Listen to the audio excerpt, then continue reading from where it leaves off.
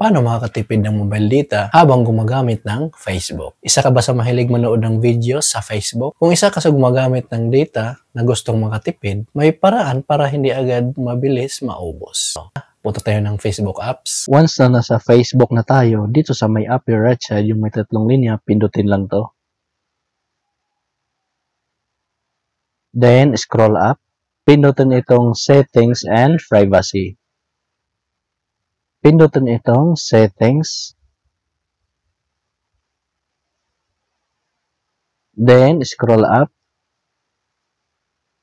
Under sa Preferences, pindutin lang tong Media. Ayan, so, ang naka-check dito ay Optimize, Adjust Videos to Network Conditions. So, ibig sabihin nito, once na naka-check to ay, ang video quality na mapapanood mo dito ay HD. Lalo na kung mabilis ang iyong internet. Maganda lang to kapag nakakonek ka sa Wi-Fi, pero kung naka-mobile data ka at mahina ang signal, ay malabo pa rin ang video. Ang kasunod naman ito ay Data Saver. Use up to 40% less data by reducing video quality. Ibig sabihin nito ay kahit malakas ang iyong internet connection, ay mababawasan ang video quality na pinapanood mo.